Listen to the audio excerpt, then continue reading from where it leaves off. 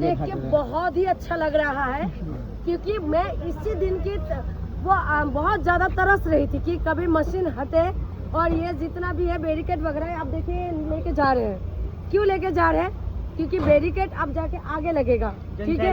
जन सैलाब जो उमड़ रहे हैं ना, ये बहुत अच्छा लग रहा है मुझे देख के, क्योंकि शिक्षा की बात है और शिक्षा के लिए जो जनता बाहर आए हैं इसको हमें एक पॉजिटिव पॉइंट समझ के लेना चाहिए। और दूसरा मैं आपको बता दूं कि बार बार हम ये कह रहे थे, हम लोग लगातार यहाँ से यही आवाज उठा रहे थे कि कोई किसी के विरोध में नहीं है, सिर्फ यही था कि शिक्षा व्यवस्था अच्छा हो। शिक्षा के ऊपर जिस तरीके से बार बार पेपर लीक हो रहा है, बच्चे सुसाइड करें, वो चीज ना हो, क्योंकि सबके पास बच्चा है, चाहे पुलिसकर्मी हो, चाहे नेता हो, चाहे आम इंसान हो, सबके पास बच्चा है। लेकिन नुकसान किसकी होते हैं? जिनके पास माल नहीं है। लेकिन मैडम अनुमति नहीं है, डीसीपी ने जिस तरीके से जो है मेरी बात सुन लीजिए। प्रेस से बयान में अपने कहा है कि अनुमति नहीं है, फिर भी अगर संसद की तरफ जाएंगे तो सख्त कार्रवाई का जो चुनौती है। हम तो कह रहे हैं चारों तरफ से बंद करो, जालियांवाला बाग की जैसे हम लोग को गोली मारो और खत्म कर दो। ना बजेगा ना रहेगा बांस, ना बजेगा बांसुरी। हम तो ये कह रहे हैं, हम तो चाहते कि गोली सीने पे नहीं, बिल्कुल माथे पे मारना, बिल्कुल इधर मारना, बिल्कुल कि बचने का कोई चांस ही ना रहे। हम तो ये कह रहे हैं, कि हम लोग जो है कफन बांध के निकले हैं और हमें ये है कि मारना है तो बिल्कुल सर पे मारना, कि बिल्कुल बचने का कोई चांस ही ना रहे। आप एक बात बताइए कि क्या है, मांग क्या रहे हम लोग? हम क्या मांग रहे? सिर्फ यही सिंपल सा यही बात है कि धर्मेंद्र प्रधान का इस्तीफा, इसके ज्यादा हम क्या मांग रहे हैं? इससे ज्यादा तो कुछ नहीं बोल रहे हैं ना। तो मोदी जी के इस्तीफे की मांग हो रही है। अरे मोदी जी, हम तो चाह रहे हैं ना, मोदी जी कर क्या रहे? आप बताइए मोदी जी क्या कर रहे हैं? अगर मोदी जी का, हम तो शुरू से कह रहे हैं, सिस्टम से हम परेशान हैं। ये जो सिस्टम है ये कुछ काम कर रहे हैं और इनको ये लग रहा था कि जन सैलाब जो है नहीं उमड़ेंगे। और कल आपने देखा होगा सोनम वांगचुक जी को किस तरीके से ये लोग लेके गया, ऑपरेशन सफेद चादर, ऑपरेशन सफेद चादर, वहीं पर आते हैं जिस तरीके से। ये सफेद जो चादर है ना, मैं आपको बता दूं, ये सिर्फ सफेद चादर उनको नहीं उड़ा है, ये लोकतंत्र के ऊपर उड़ाया है और कफन बांध दिया है। कफन से ये लोग उड़ाने की बात कह रहे हैं कि लोकतंत्र को हम लोग जो है कफन से पूरी तरह से ढक दिया है। ठीक है, सरकार को उनकी सेहत को लेकर सरकार को सेहत की ध्यान है ना, हमें भी ध्यान है उनकी सेहत की। ठीक है, आप अच्छे से बताते ना, अच्छे से आके बोलते, इस तरीके से होता है क्या? ये कौन सा लोकतंत्र के अंदर ऐसे करते हुए आपने देखा है? ये तो कितने पिंग है ना। कैसे आपने देखा है कि स्टेज के ऊपर चढ़ जाते हैं और स्टेज के ऊपर चढ़ के वो किस तरीके से उनको उठा के लेके गया। और ऐसे भी वीडियो लोग बताए जा रहे हैं कि उनको गाली भी दी। तुम्हारी औकात है इस देश के लिए? तुम्हारी योगदान क्या है? मैं पूछना गाली भी दी गई है। यहाँ पर बताया जा रहा है कि गाली दे रहे हैं। मैंने तो नहीं सुना, लेकिन मैंने देखा। सुना था आपने? गाली दी गई यार भाई। जो सरकार ये कर रही है ये सही थोड़ी कर रही है, आप बताना इस बात को। और जो क्रूरता ये दिखा रही है, जिस तरीके से उनको उठा के लेके गए हैं, क्या ये सही था? लोग बात ये भी कह रहे हैं कि ये जो है एक तरह से किडनैपिंग है। किडनैपिंग ही तो है और क्या है? किडनैपिंग से भी वो बुरा। इंसान जो देश के लिए, इंडियन आर्मी के लिए टेंट बना दिया है, जो इंसान जहां लद्दाख जैसे एरिया के अंदर पानी की कमी को दूर कर रहा है, जो इंसान देश के लिए अवार्ड जीत के लाए, उनको तुम लोग चाइनीज का वो बता रहे हो, एजेंट बता रहे हो। आप बताओ कि आपकी देश के लिए क्या योगदान है? आपने देश के लिए क्या कुछ किया? लठ बजाओगे? ये आज वो इंडियन आर्मी को उठा के लेके गई है ना। देश का युवा आ गया ना रोड पे। आप बताओ ना, तुम लोगों को क्या लगा था बे हम नहीं आएंगे? हम आएंगे और आज जनता आई है और जनता की ये आवाज है कि आज आप देख लीजिए, यहाँ से लेके राजीव चौक तक, आप यहाँ से जाइए जनपद के आगे तक, पूरी तरीके से जो है स्टूडेंट भर गए। ये स्टूडेंट कौन लोग हैं? कहाँ से आए हैं ये लोग? ये देश के कोने कोने से आए, ये आम लोग हैं। आप इनका पहनावा देख लीजिए, आप पहनावा देखने से आपको पता चल जाएगा। इनका अपना शक्ल देखिए, ये क्या अमीर घर की, करोड़पति घरों के लोग हैं क्या?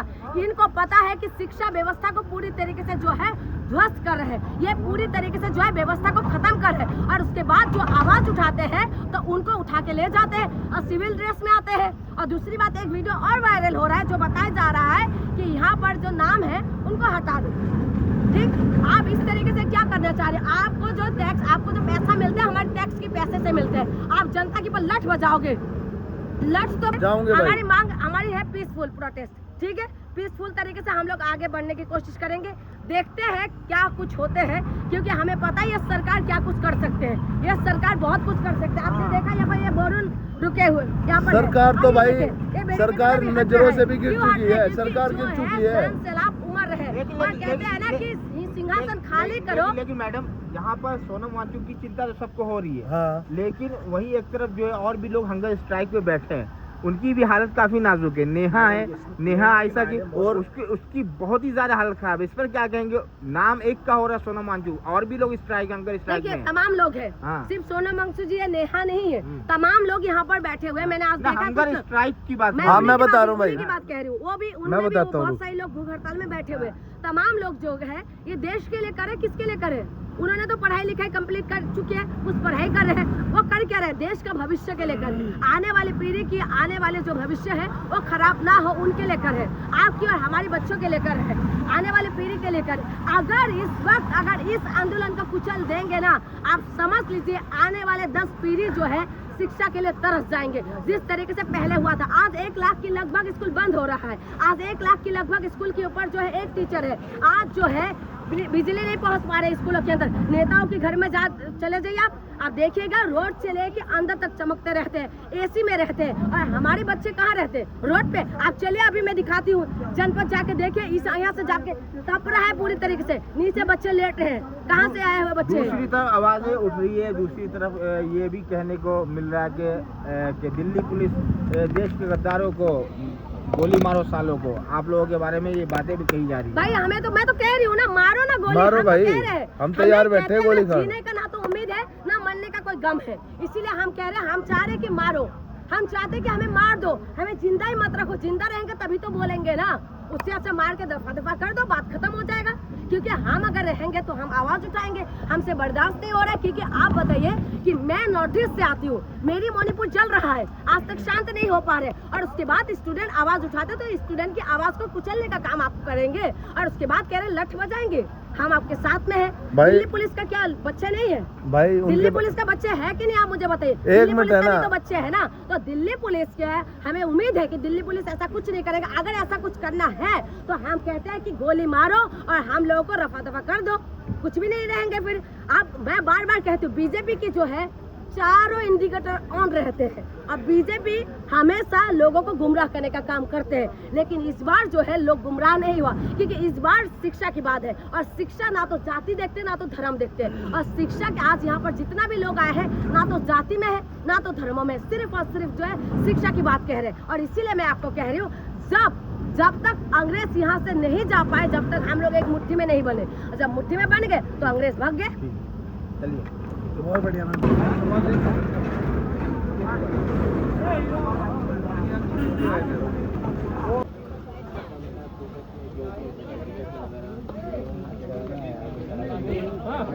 पीछे जो चेकिंग का मशीन लगा था वो हटाया जा रहा है, और देखते हैं गाड़ी आई हुई है और क्या हो रहा है। बैक साइड का जो मशीन था उसी का प्रशासन के द्वारा हटाया जा रहा है। इस तरीके से मशीनें हट रही है।